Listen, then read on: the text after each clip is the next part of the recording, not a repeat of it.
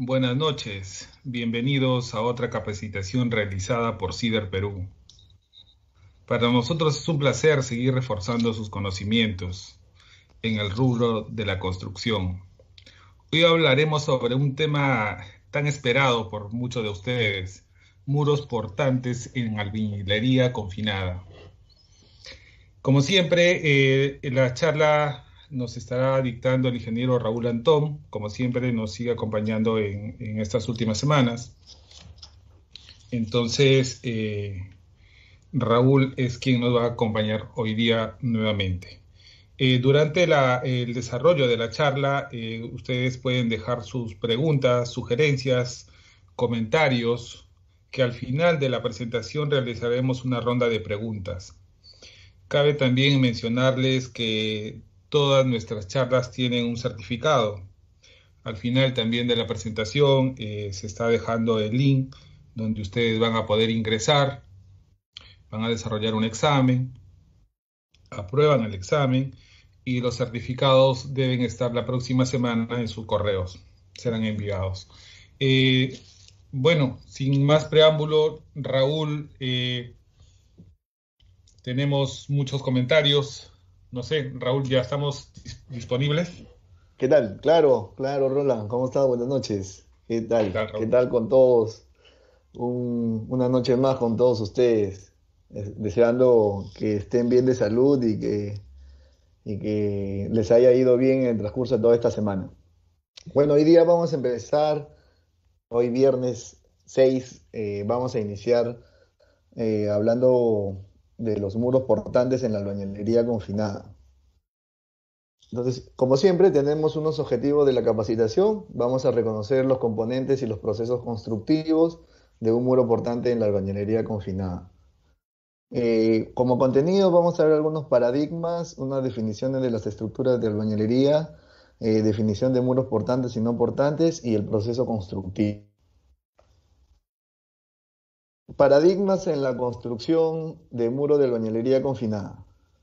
Por ejemplo, tenemos esta vivienda donde observamos que en el segundo piso, mm, está, que acá a partir del segundo piso vemos que tiene, bueno, se observa que tiene un voladizo y también tiene muros laterales considerados con ladrillo pandereta, entre otras, ¿no? Esta imagen refleja muchos paradigmas o muchas, digamos, preguntas que nos respondemos a nosotros mismos, que una de ellas es, por ejemplo, ¿no?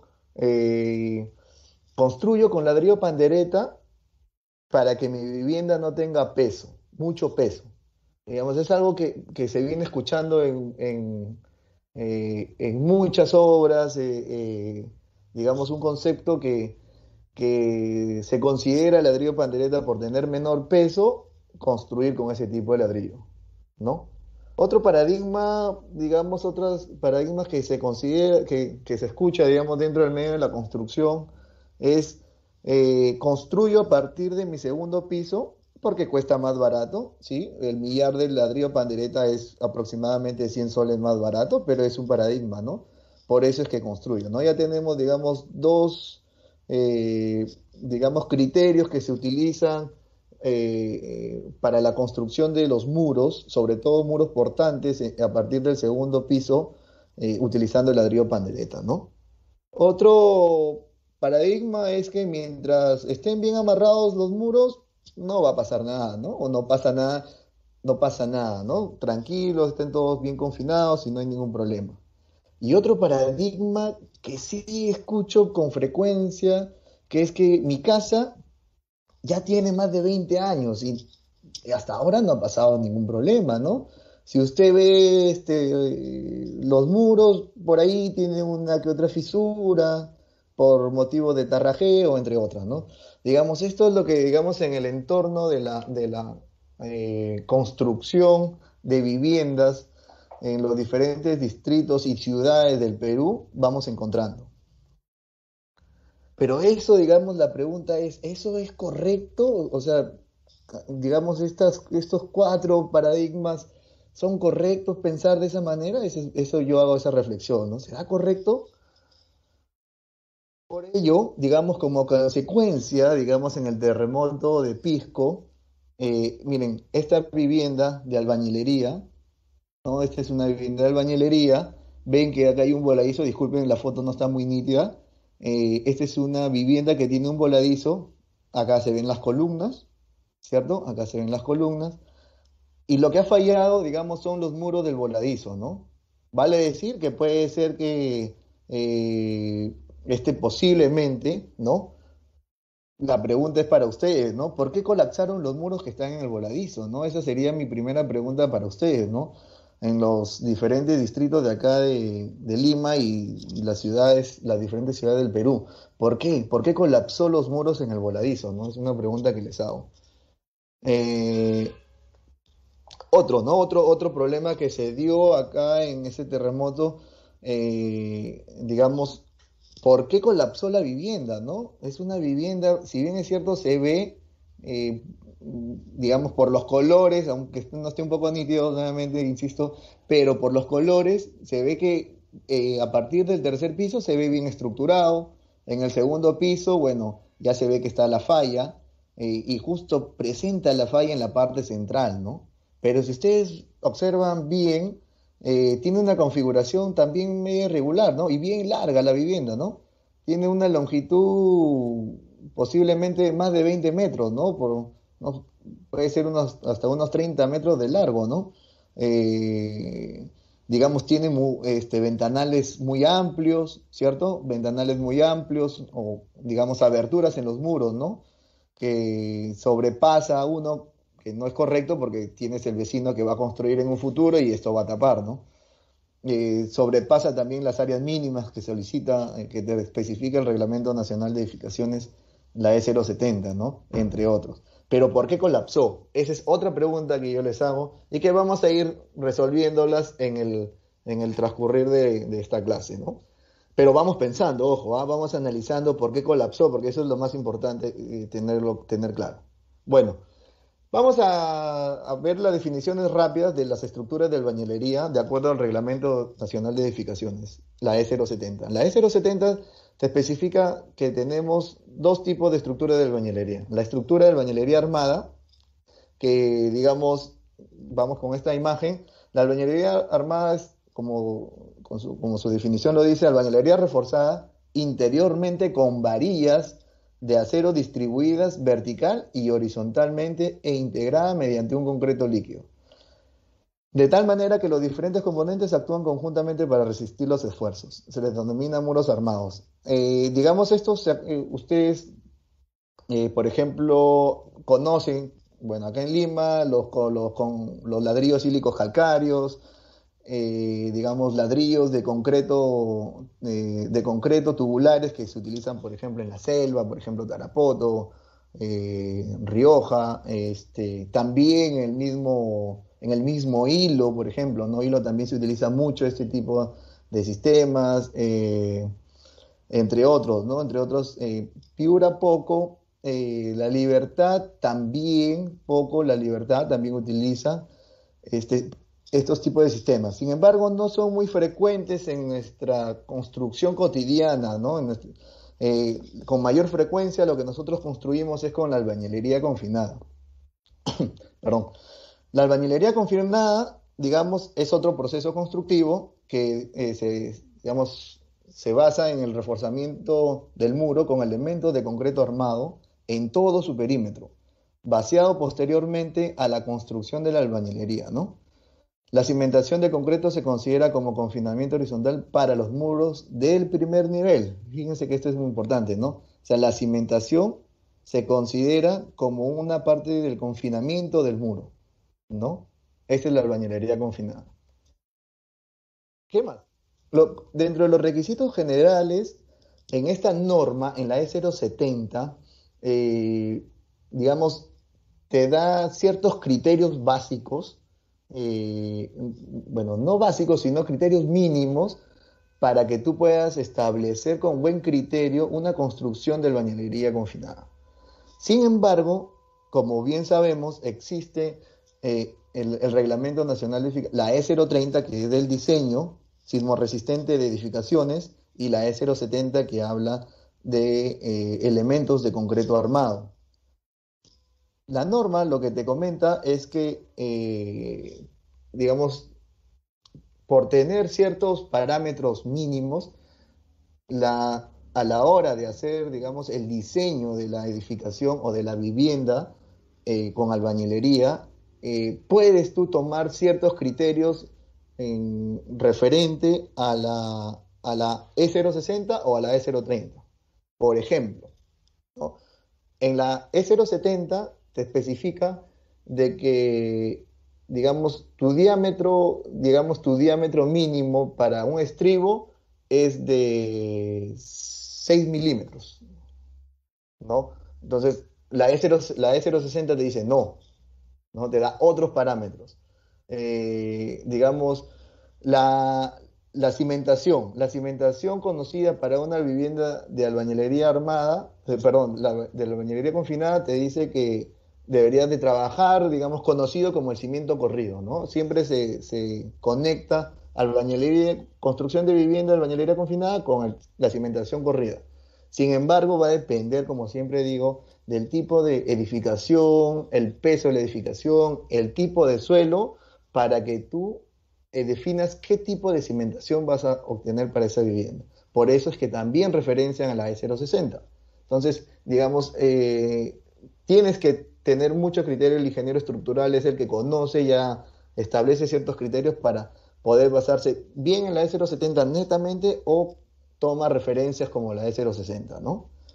Y obviamente, como siempre, todo diseño debe tener los efectos producidos por las cargas muertas, las cargas vivas, sismos, vientos, excentricidades de las cargas, torsiones, cambios de temperatura, asentamientos diferenciales, entre otros, ¿no?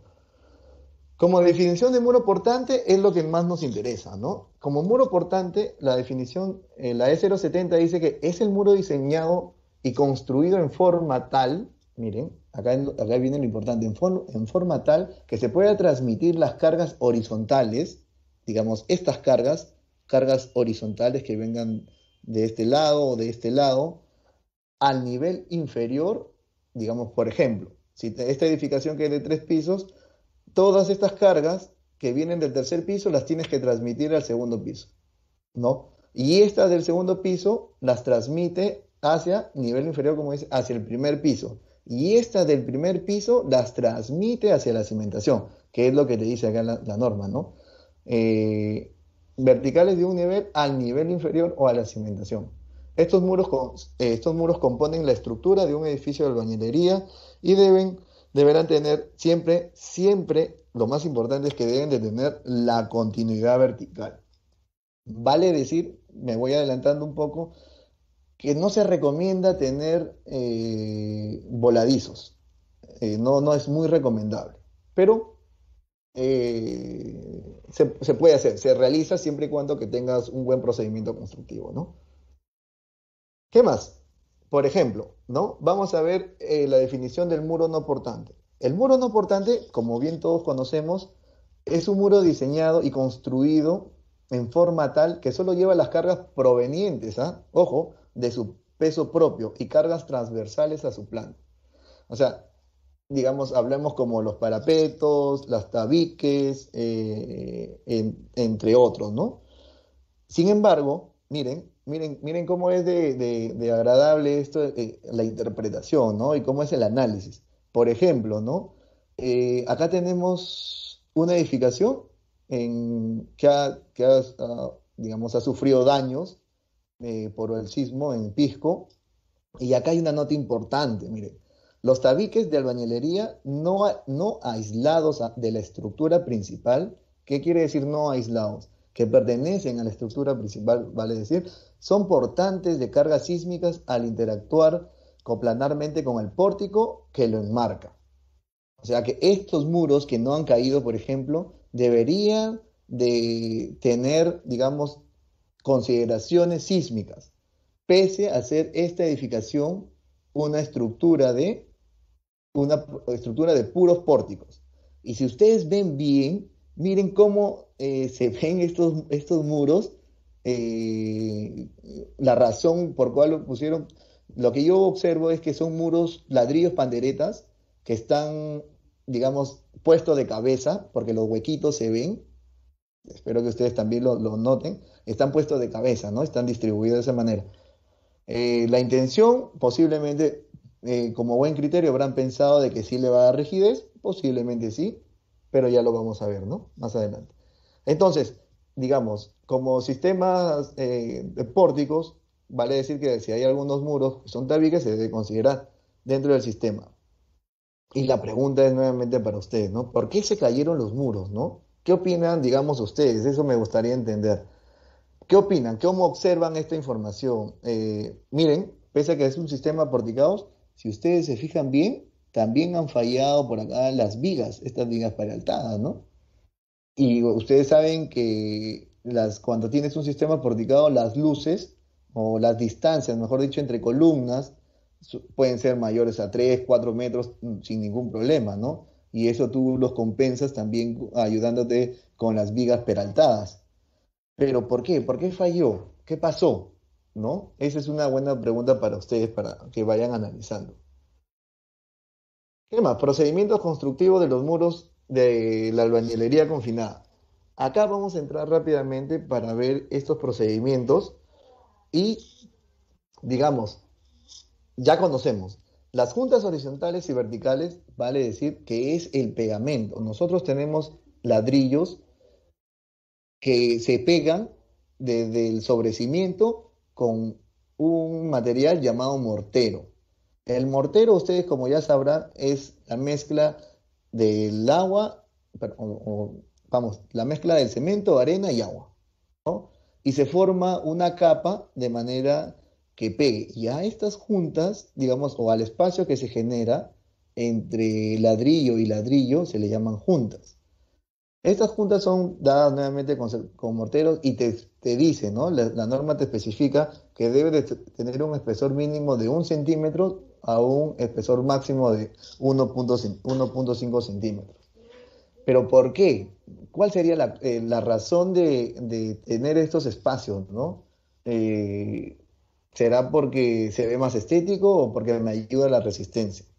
De acuerdo a los diferentes estudios, te recomiendan tener esto es porque a mayor espacio de juntas o de morteros, la falla es, digamos, se genera más rápido. El mortero tiene mayor área de comportamiento, ¿no? Mayor altura y va a tender siempre a fallar más rápido cuando tiene mayor altura. Y acá ponen, ¿no? En juntas que tengan refuerzo horizontal, el espesor mínimo será más 6 milímetros más el diámetro de la barra.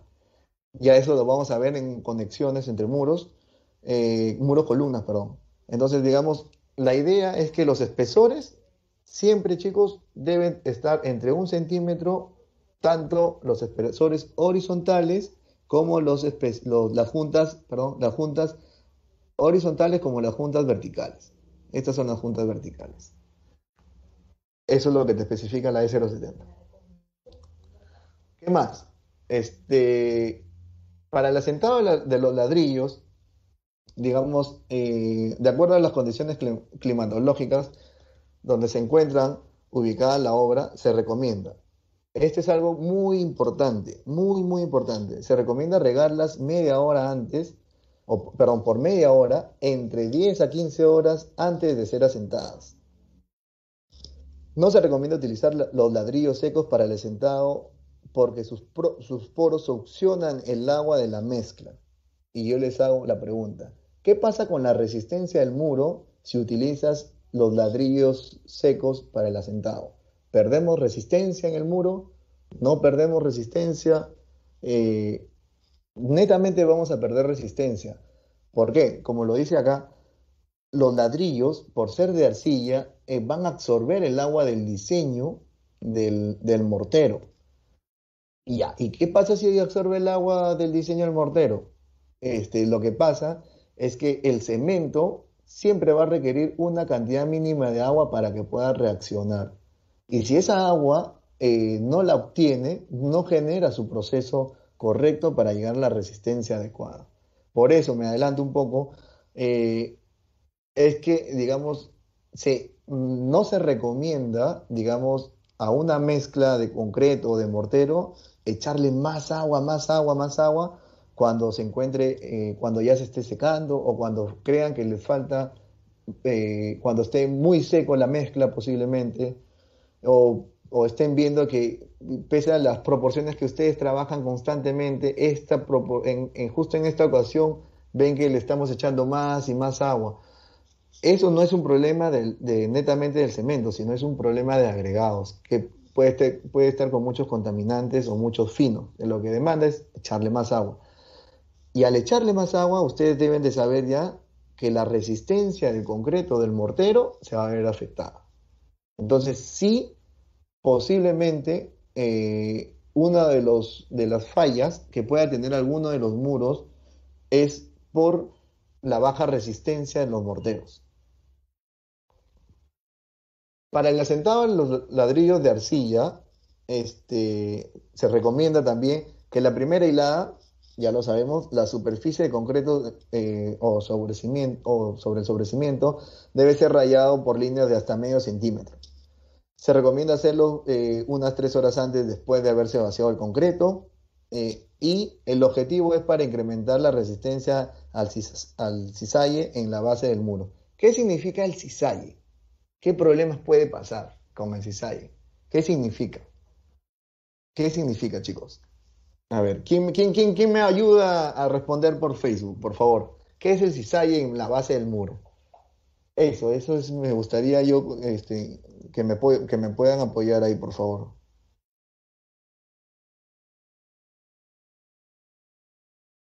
El cizalle, ¿no? Por ejemplo, el cizalle, un segundo, voy a marcar con este verde. Por ejemplo, el cizalle, uy, el cizalle, por ejemplo, se va a dar acá en la base, en la base de este muro. Mm, Está fallando. Bueno, el cizalle se va a dar en la base de este muro, en la base de este muro, en la conexión entre la primera hilada de ladrillo y el sobrecimiento. Si es que no se tiene, digamos, estas líneas, digamos, con profundidad de medio centímetro, lo que se está provocando es que se considere, digamos, la superficie no sea tan rugosa. La superficie de contacto entre el mortero y el sobrecimiento.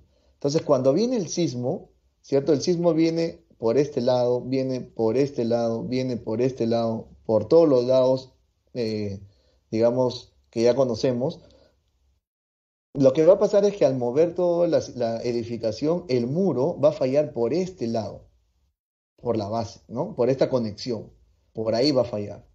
Por ello, vamos a, podemos, digamos, entender que uno de los problemas que se dio en el colapso de esta vivienda, que puede haber fallado por la parte de la base del muro, ¿qué otras causas pueden analizar acá? Que posiblemente no hubo buen confinamiento de los muros, posiblemente la resistencia de las columnas no fue la adecuada, posiblemente eh, construyeron con muros con ladrillos pandereta, posiblemente no hubo mucha densidad de muros, entre otros, ¿no? Entonces, es una posibilidad dentro de todo el análisis, ¿no? Ya se hace un análisis del colapso de estas viviendas. Por eso es importante tener muy en cuenta todos los procedimientos constructivos de los muros portantes y no portantes. ¿Qué más? También no se asentará más de 1,30 metros, de 1,30 metros de altura, 1,30 m, la altura del muro, ¿no? Ya sabemos eso, que todos los que son albañiles, digamos, siempre dejan a 1 metro de altura, a 1,30 m de altura, ¿no? Que es la mitad del muro de un piso, ¿no? Ya que se considera un muro de una altura de entrepiso de 2,60. Sin embargo, hay unas consideraciones, ¿no? Bueno, ya. ¿Qué pasaría, digamos, si hacemos para este tipo de muro, ojo, de albañilería, qué pasaría si asentamos todos los 260 metros de altura, los 260 metros? Todo el mortero de mi primera parte se va a sentar, ¿no? Va a secarse, se va a sentar, se va a reducir el área de contacto y la falla del muro se va a dar por este lado, ¿no? Por eso es que se recomienda de que se ha calculado de que la deformación de las juntas horizontales, digamos, soporta esta altura de 1,30, ¿no? La mitad del muro. Luego, al siguiente día hay que aumentar el otro 1,30 m. Ahora, en otros procesos constructivos, como por ejemplo la albañilería armada, tú puedes armar tu muro, ¿no? Los 260 en un solo día sin ningún problema, porque el procedimiento constructivo es diferente, ¿no? Tú pones todos los ladrillos eh, los fierros incrustados en la cimentación o en la viga y vas armando tu muro, ¿no? Pero acá no, este es diferente. Por eso es que hay que tener bastante cuidado, ojo, ¿ah? ¿Qué más? A ver, digamos, ya sabemos, ¿no? Que tenemos dos tipos de muros. Los muros en soga, ¿cierto? Y los muros hechos en cabeza, los amarres en cabeza, ¿no? ¿Cuál es la diferencia entre el muro en soga y el muro de cabeza? Lo que se considera es que el muro en soga tiene un buen comportamiento, igual que el muro en cabeza, un buen comportamiento sísmico. Sin embargo, lo que te ayuda el muro de cabeza, es que te ayuda a darle un poco de rigidez, te da mayor rigidez a la estructura, la vuelve más rígida, ¿no? Eso es lo que la diferencia entre el muro de amarre en soga y el muro de amarre en cabeza. Obviamente el muro siempre, digamos, debe estar aplomado y en línea recta, ¿no? Hay que limpiar los ladrillos, las juntas y la base donde se sentará, ¿no? El vaciado del concreto también debe de garantizar que todo el concreto, toda la mezcla, digamos, toda la mezcla, si es que tenemos digamos, una conexión, un muro-columna dentado, debería de pasar por debería rellenar todos los vacíos que se encuentran en la estructura, ¿no? Y, digamos, debemos de evitar que haya ausencia de cangrejeras. Pero ¿cómo resanas tú esas cangrejeras, ¿no? Esas cangrejeras que tú encuentras. Por ejemplo, en esta edificación, ¿no? Miren, esta edificación tenemos dos tipos de ladrillo, no sé si ustedes se dan cuenta. Por un lado tenemos ladrillo artesanal, ¿cierto? Y a partir, digamos, del alféizar hacia arriba, eh, tenemos ladrillo pandereta. Inclusive, miren, si ustedes se dan cuenta que la columna, ¿cierto? Bueno, han querido hacer su proceso constructivo de dentado, de la forma dentada, dejando los dientes, sin embargo, a la hora de hacer el vaciado, se producen estos vacíos. Pero ¿qué te dice el reglamento? El AS070 que lo resanes. Si tienes este problema de falta de vacíos, no es, digamos, no es crítico. Lo que podemos hacer es rellenar con mortero con proporciones de 1 a 3 y hacer compresión manual, rellenar estos vacíos para completar, ¿no? Y otro caso tenemos es que cuando se forman las cangrejeras, este es digamos, el problema casi, digamos, frecuente, ¿no? En muchas de las construcciones, ¿no? Las cangrejeras en los extremos de la columna. Tenemos un extremo, otro extremo, acá miren, acá en la parte superior también es otro extremo. Digamos, estos ejemplos, acá sí debemos de tener mucho, mucho cuidado, porque recuerden que los nudos, perdón, o mejor dicho, las fuerzas sísmicas, quien soportan esas fuerzas sísmicas en las estructuras son estos nudos, ¿no? Y los nudos se dan entre la conexión columna-viga, ¿no? Por eso me adelanto de repente ahí. Por eso es que cuando hablamos de la armadura de fierro corrugado, digamos, debe haber una zona de confinamiento, ¿no? Tanto en la parte superior como en la parte inferior. Una zona de confinamiento dado por los estribos. Por eso es que hablamos de estribos 1 a 5, 4 a 10, 2 a 15, ya eso depende de la estructura y de lo que especifique el ingeniero estructural. Por eso es que debemos de resanar en este caso. ¿Qué es lo que debemos de hacer? Sí, debemos de picamos, sacamos toda la parte de estructura dañada, eh, picamos y volvemos, encoframos, de manera que el encofrado tenga la forma de un chute, que a la hora de terminar de vaciar toda la zona, el concreto rebalse, ¿no? Que haya un rebalse, con eso ya nos estamos asegurando que, que a la hora del concreto, a la hora de secar y genere la contracción, no se despegue, ¿no? No se despegue del concreto existente. Por eso se recomienda también utilizar el epóxico, que es para pegar el concreto nuevo con el concreto viejo. Entonces debemos de tener bastante cuidado. Se recomienda, chicos, resanar con un concreto mayor de resistencia al que ya utilizaste. Y utilizar ese pegamento epóxico para pegar concreto, el que ya está vaciado con el que tú vas a vaciar. Y seguramente muchos se preguntarán, pero si yo he vaciado hoy día y mañana desencofro y me doy cuenta, mañana lo tapo, ¿es necesario utilizar el epóxico? Claro, claro que sí, porque recuerden que el concreto fragua a las 3 horas después de haberse vaciado. Ya llega a un buen porcentaje de fragua. Entonces, en términos, digamos, cotidianos que ya conocemos, el epóxico es para pegar concreto viejo con concreto nuevo. En este caso, el concreto viejo ya viene a ser el concreto que se vació un día antes, ¿no? Y tenemos que utilizar el concreto nuevo, que es el concreto fresco, digamos. Entonces, sí se tiene que utilizar como recomendación y por ensayos en laboratorio que sí hay digamos, un fuerte pegado entre estas dos mezclas, ¿no? La mezcla vieja con la mezcla nueva, o el concreto viejo con el concreto nuevo. Sí se ha comprobado de que a la hora de hacer ensayos digamos, de separación de ambos concretos con este pegamento, los que fallan primero son los concretos, no el pegamento. Así que es la recomendación que te da la E070, así que hagamos caso a comprar nuestro epóxico para poder utilizar en estos procedimientos de resane, para que nuestra estructura, digamos, sea menos vulnerable ante un sismo. ¿Cómo evitar las cangrejeras? Ya ustedes saben, ¿no? Ustedes saben ya que se evitan las cangrejeras. ¿De qué manera?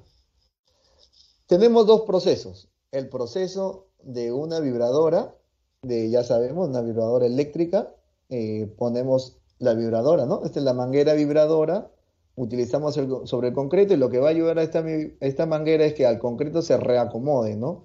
Una, que elimine los vacíos propios del concreto generados por la mezcla, y otra es que las piedras que se encuentran en el concreto o de parte de la mezcla se redistribuyan de una manera homogénea. Esa es la idea, ese es el trabajo que hace el vibrador, el vibrador, ¿no? Y como caso 2 se debe compactar. Miren, ojo, para todo lo que hacemos construcción y compactar o chusear con una varilla lisa, no de media pulgada de diámetro, no con una varilla corrugada. ¿Y por qué no con una varilla corrugada? Ahí vamos a la explicación. Ustedes chusean con una varilla corrugada, ¿cierto? Cuando hacen el corte es, digamos, saben que la sección con la que golpean es una sección plana, porque cortaron de esa manera. Esa sección plana, cuando tú presionas, cuando tú chuseas, de forma vertical o de forma diagonal para que se pueda reacomodar, esa parte plana de la varilla lo que hace es chanca la piedra y la hunde, la manda hacia el fondo la piedra. no la redistribuye, mejor dicho, no la distribuye de manera homogénea. Lo que hace, acuérdense, ¿ah? Lo que hace es que si este, por ejemplo, acá con mi mouse si me siguen, si esta punta es plana, ¿correcto? Esta punta es plana, lo que va a hacer es que chanca la piedra y la piedra se va abajo. Por eso es que muchas de las construcciones en columnas o vigas se ven que cuando se nota la cangrejera, se ven que hay un cúmulo de piedras, de piedras abajo en la base, ¿no? Mucha piedra cargada en la base, cuando no debería ser así, ¿no? El concreto se distribuye de una manera, perdón, homogénea, ¿no? La piedra debe estar distribuida eh, uniformemente a lo largo de toda la columna, a lo largo de toda la viga, a lo largo de toda la losa, y la resistencia debería ser, si yo tomo una muestra de resistencia en el primer tercio de mi columna, debería ser igual en mi segundo tercio y en el tercer tercio de mi columna. Entonces, por eso es que la recomendación se haga el chuseo con una varilla lisa y de punta redondeada, así como la del vibrador. Por favor, de ahora en adelante, mis estimados, entonces vamos a cambiar el proceso constructivo. Vamos a cambiar de la varilla lisa, vamos a utilizar la varilla lisa y vamos a dejar de lado ya la varilla corrugada para chusear. Eso va a ser nuestro nuevo reto, chicos, de ahora en adelante para mejorar nuestros procesos constructivos. Eh, Esa es la recomendación. Siempre es y que la punta, vuelvo a insistir, la punta redondeada, ¿no? Lo mismo que es lo que tiene el vibrador, ¿no? Háganse la pregunta, ¿por qué también el vibrador tiene la punta redondeada? Tiene la misma función. La idea es que esto sea liso. Recuerden que esta manguera no es de plástico, es de metal, ¿no? Y es un material liso también.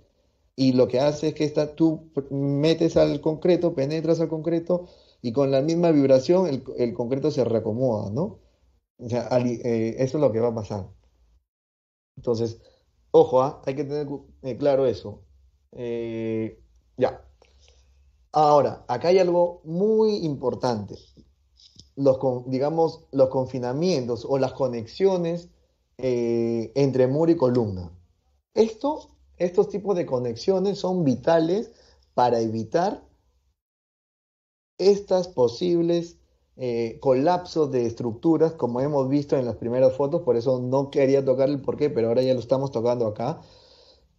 Estos colapsos de estructuras o colapsos de muros es porque no tienen o no tienen un buen proceso constructivo, no tienen un buen proceso constructivo a la hora de hacer la conexión columna con muro.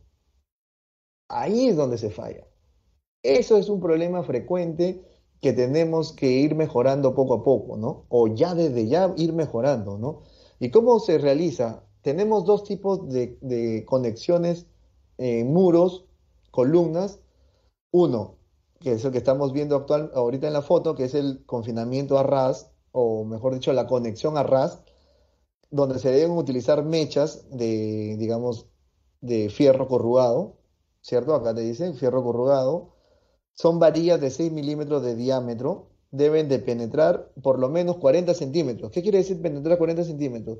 Desde la superficie del muro hacia adentro debe haber por lo menos 40 centímetros. Y si por ejemplo, en este caso, digamos, tenemos la columna, que ya estamos cerrando esta columna, y también te dice que deben de penetrar a la columna por lo menos 12,5 centímetros al interior. O sea, esta mecha que ven, esta es una forma de L, o se ve acá abajo, ¿cierto? Miren, forma de L, viene desde el muro, ¿no? Atraviesa todo, está en el muro y sale, ¿no? Como mecha. Toda esta distancia tiene 12,5 centímetros y lo que baja son 10 centímetros. Recuerden que estas varillas se hacen cada 3 hiladas. Tú pones tus primeras 3 hiladas en la base, puestas sobre cimiento, vale decir, tus 3 hiladas, pones tus varillas o tus mechas, ¿no? Con anclaje. Pasas otras 3 hiladas de ladrillo, vuelves a poner tus varillas. Pasas otra hilada de ladrillos y vuelves a poner también tus varillas. Ahora, la pregunta es, eh, ¿qué pasa si yo tengo, ya bueno, acá tengo mi columna donde cierro, pero ¿qué pasa si yo tengo un muro al costado? Las varillas atraviesan, pasan las columnas. amarra este muro con el muro siguiente, ¿no? Esta mecha se pierde y lo que hace es trasladarse. Va a trasladarse por lo menos otros 40 centímetros, más de 40 centímetros para este muro, más el ancho de la columna, más los otros 40 centímetros del muro que viene siguiendo, ¿no? Esas son las recomendaciones. Igual, continúas, sigues poniendo cada 3 hiladas, vas colocando las varillas. Hay que tener bastante cuidado que esto, muchachos, eh, digamos, son lo que provoca nuestros colapsos o fallas de nuestras estructuras, porque es de albañilería confinada. La albañilería confinada, recuerden, como muro portante, ¿ya? Como muro portante trabaja la columna, trabaja el muro, trabaja la viga y trabaja, digamos, la cimentación, si en caso es la construcción de un piso, o si hablamos ya de una casa de 2 pisos, trabaja tanto el confinamiento de la cimentación para el primer piso y el segundo piso trabaja las dos vigas, ¿no? Vamos a ver el otro tipo de conexión o confinamiento dentado. Entonces, acá, este es lo que tradicionalmente trabajamos también, ¿cierto? Este es el dentado. El dentado debe de tener 5 centímetros como máximo para que para que el concreto, cuando hagas el vaciado, pueda fluir y pueda rellenar estos vacíos. Esa es la idea. Por eso es que te dicen que tengas cuidado, que solamente llegues hasta 5 centímetros. ¿Y por qué no puede ser mayores a 5 centímetros? ¿Por qué no puede ser mayores a 5 centímetros? No puede ser mayores a 5 centímetros porque, digamos, hablemos así, ese voladizo o volado de ladrillo, que es mayor a 5 centímetros, a la hora de echar la mezcla, lo que va a producir es que por el mismo peso de la mezcla, lo fracture o lo quiebre al ladrillo y se generen esos vacíos, esos problemas, ¿correcto? Como también procesos constructivos te habla sobre la instalación de las tuberías. Dice, se alojarán en los muros cuando estos tengan un diámetro que no supere las 2 pulgadas o 5 centímetros, ¿no? Las tuberías se colocarán en las cavidades que se hayan dejado durante el levantamiento del muro, luego se rellenarán con concreto. Ahora, la pregunta es a ustedes acá, ¿qué observan en esta imagen? ¿Es válido haber hecho estas instalaciones de tuberías? ¿Qué opinan? ¿Está bien que yo haya atravesado mi columna? ¿Está bien? O sea, digamos, ¿es válido hacerlo? ¿O qué otra solución hubieran realizado? Por favor, si me apoyan ahí colocando en Facebook, ¿qué solución hubieran colocado si ustedes tienen una vivienda y los llaman para hacer instalaciones de tuberías de agua? ¿Atravesarían una columna? ¿Es correcto o no es correcto? ¿Picarían el muro de esta manera? Ah, ¿La conexión podrías hacerla de forma diagonal o no diagonal? ¿Picarías tú un muro portante? No picarías un muro portante.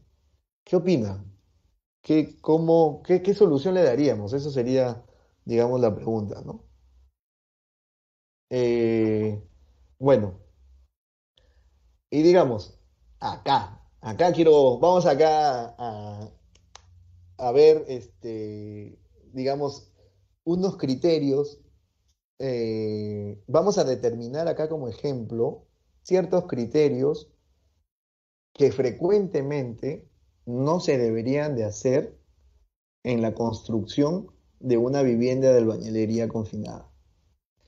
Esta es una gráfica, esta es una gráfica que, digamos, hemos tratado de rescatar ciertas malas prácticas en la construcción.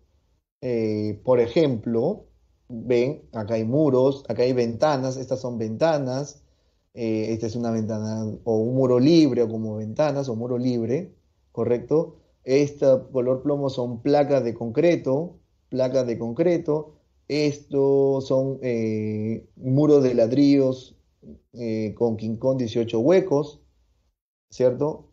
¿Qué más? Tenemos un voladizo, miren, tenemos un voladizo, ¿correcto? Eh, ¿Qué más? Tenemos una forma irregular también de la vivienda, ¿no? Entre otros, ¿no? Ahora, por favor, para todos los que nos están siguiendo, vamos, digamos, de acuerdo a lo que hemos visto, vamos a verificar qué debemos de evitar para que cuando venga un sismo no falle no falle nuestra estructura. Y nuestra estructura no debe de fallar porque en el momento, eh, no debería de fallar, porque en el momento nosotros siempre debemos de pensar en nuestra seguridad, porque recuerden que la mejor inversión o la inversión de tu vida es tu casa. Yo tengo ese concepto, ¿no? Espero que compartan eso conmigo. Por ejemplo, miren, acá hablamos de una irregularidad en planta. Esta tiene forma de L. ¿Qué es lo que quiere decir una irregularidad en planta? Es muchas construcciones hacen una forma de L. ¿Ven? Siguen mi mouse, por favor. Si siguen, ven la forma de L. Si yo continúo por el otro lado, va a seguir dando esta vuelta, ¿no? Y toda mi edificación tiene una forma de L, es una forma irregular. La E070 te dice que no, para la albañilería confinada, no hagas este tipo de construcciones. No es, digamos, no es adecuada. Es uno de los problemas o causas que se puede dar para algún daño de tu vivienda ante un sismo. Evita hacer eso. ¿Cómo lo evitas? Ya te lo comentaré en otra capacitación. ¿Qué más? Por ejemplo, excesos de aberturas en techo. Eso también hay que tener bastante cuidado en cómo tú haces las aberturas en los techos. No hagas demasiados ductos. Por ejemplo, acá tienes un ducto, otro ducto, otro ducto, otro ducto al fondo y un ducto pequeño por acá. Los ductos en exceso no es bueno. Por eso debes de tener un diseño ya predeterminado para que al momento de construcción o tu construcción es progresiva, vayas siguiendo la secuencia, ¿no? Continúes con la secuencia. Eh, no, digamos, no hagas el cambio en el tiempo, no, siempre debes de tener un diseño ya definido. La mala combinación de resistencias de placas y muros, ¿no? Esto también digamos, yo le he puesto así exagerando, ¿no? Pero sí, he visto casos que en el primer piso son perdón, son muros de albañilería y en el segundo piso ponen placas. Ya, de por sí tu edificación ya tiene tiene mucha vulnerabilidad. La vulnerabilidad es porque ya estás haciendo cambio de resistencia. Inclusive hay viviendas que dejan este tercer piso, si es que hablamos de albañilería, dejan sin las vigas de confinamiento. Acá ya tu vivienda también se vuelve vulnerable. Y ya es vulnerable. Esto es lo primero que va a fallar ante un sismo, ¿correcto? Y digamos, la falla también se va a dar acá por el primer nivel. ¿Por qué? Porque tú tienes un exceso de peso, uno, que le estás poniendo a este primer nivel. El hecho de que tú hayas puesto muros de concreto en el segundo piso no quiere decir que tu vivienda sea más segura. Tú la estás volviendo más vulnerable.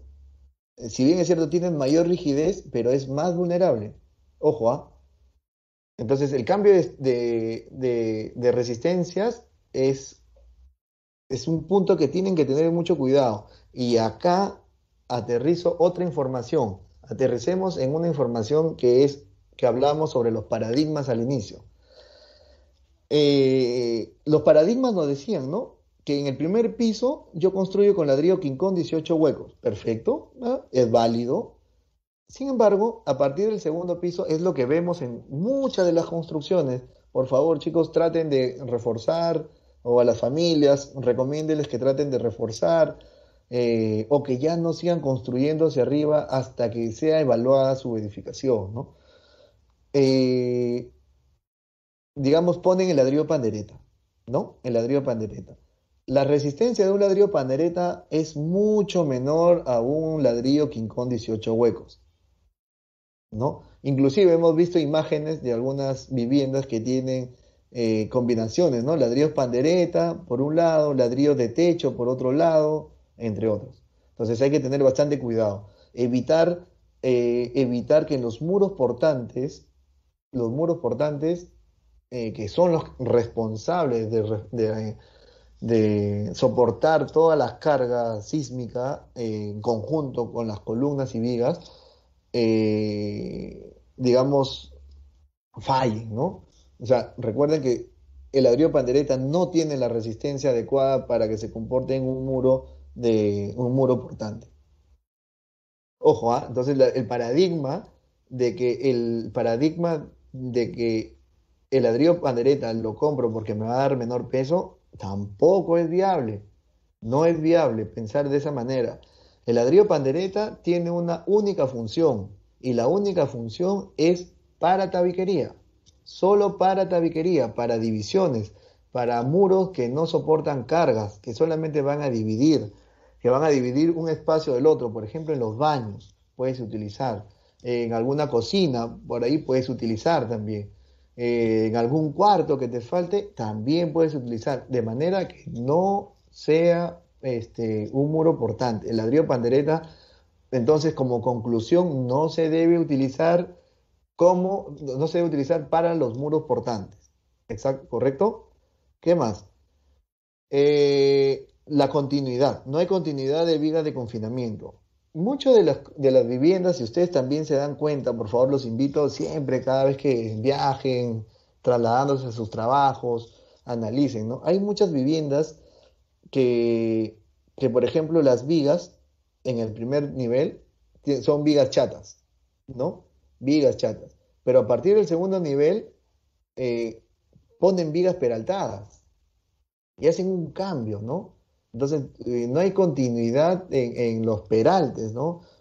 Vale decir que hay de repente una falta de información, por eso es que estamos resolviendo esto para que ustedes también transmitan esta información, que no es necesario poner una viga peraltada en un segundo piso en una albañilería confinada. Vuelvo a insistir, la vivienda no se hace más resistente, se vuelve más vulnerable. Ojo, ¿ah? Por eso es importante tener los planos siempre, y poder trabajar con ellos, ¿no?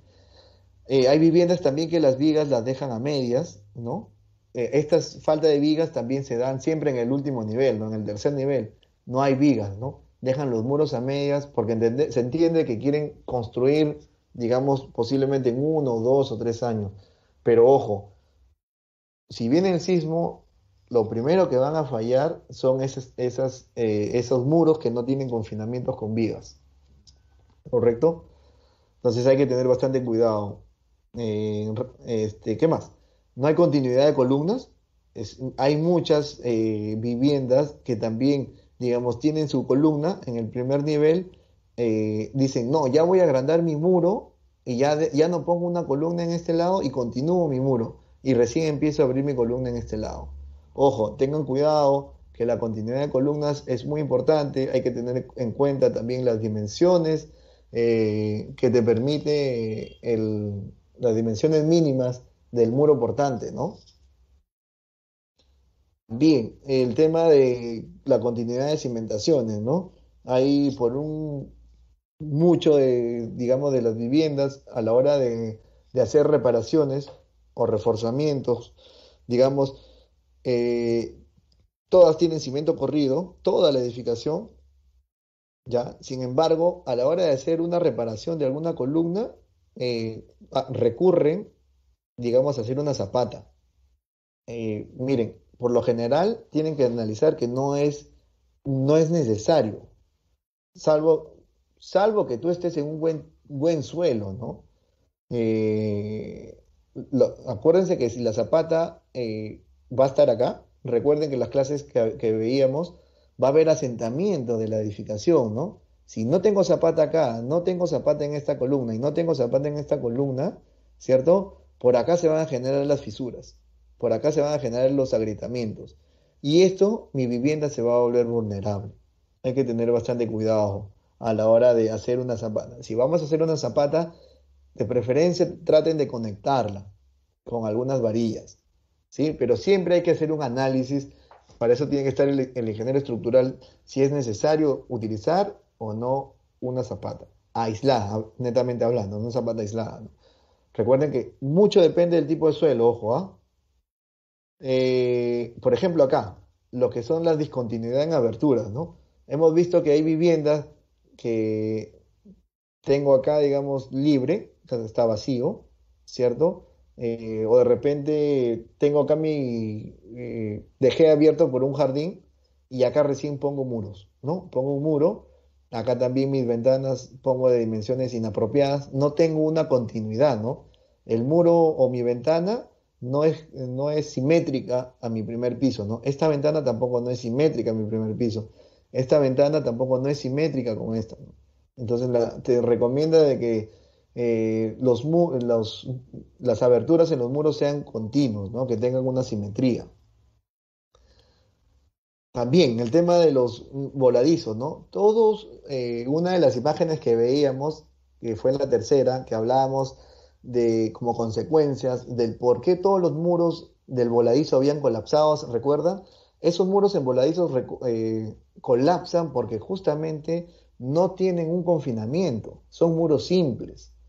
Entonces, por ser muros simples, van a fallar ante el sismo. Esos son los primeros muros que van a caer, de todas maneras. Por eso, de ahora en adelante, recomienden a sus clientes, recomienden en que sí puedan confinar con al menos con alguna columneta, para evitar de que se pierda esa inversión, ¿no? También, ¿no? Los muros al phaser también hay que tenerlos bien conectados, amarrados. La clásica, ¿no? El tema de la columna corta, ¿no? Que fue el problema de muchos colegios que colapsaron por tener columna corta, ¿no? La columna corta es, digamos, construyes tu muro bien confinado, pero dejas este espacio vacío. Y el sismo, cuando a la hora que viene, se mueve y por acá viene la falla, ¿no? Igual, por ahí viene la falla, acá también hay columna corta, ¿no? Entonces, como conclusiones y recomendaciones, digamos, vamos a ver que el muro portante es el que resiste las cargas sísmicas como primero, ¿cierto? Luego vienen las columnas y luego las vigas. La importancia de realizar una buena conexión muro-columna es importantísimo, chicos, esa es la clave, digamos, para evitar que tus viviendas o las viviendas que ustedes construyan no tengan fallas o grietas o un posible colapso, que es lo que no queremos, ¿no? También debemos de tener en cuenta cómo reparar estas cangrejeras. Digamos, si encontramos esas cangrejeras producto por la conexión entre columna muro dentado, porque tenemos exceso del diente que sale del ladrillo y eso se quiebra, hay que resanarlo. Es preferible resanarlo y luego ya lo tarrajeamos, ¿no? Y la importancia de vibrar el concreto también, ¿no? Para evitar, digamos, esas cangrejeras que recordemos que en los nudos es donde se concentra la mayor carga en las edificaciones, ¿no? Bueno, eso es, chicos, espero que hoy día hayamos entendido el tema de los muros portantes en las edificaciones. Vuelvo a insistir, los muros portantes, por favor, no utilicen los ladrillos pandereta. No utilicen los ladrillos pandereta. Sé que va a costar 100 soles menos el millar posiblemente, pero recuerden que la inversión y la seguridad para ustedes es más importante en el futuro y van a tener menos problemas y se van a sentir más seguros. Y el- recuerden que en toda edificación o todas las viviendas dadas con la albañilería confinada tiene diferentes criterios, que son criterios que los vamos a ver, por ejemplo, lo que conversamos hace un momento, ¿no? El tema de la discontinuidad de muros, tenemos que tener una vivienda simétrica, tenemos que tener una cierta cantidad de muros portantes en ambas direcciones, tanto en el eje X, digamos así, perdón, en el eje Y como en el eje X. en ambas direcciones. Esa es se le llama conocido como densidad de muros. También debemos de tener ese criterio muy, muy claro en el panorama, que ya lo vamos a ver en otra capacitación, vamos a entrar más a detalle, ¿no? Ojo, también se recomienda evitar construir con ladrillos artesanales porque no cumplen con cierta resistencia requerida, ¿no? Sobre todo para nuestra zona, para la zona norte, ¿no? Para toda la costa, mejor dicho. No la norte, sino toda la costa que somos, que es vulnerable a sismos, es evitar, digamos, utilizar los ladrillos, quincones artesanales, ¿no? Y entre otras recomendaciones, ¿no?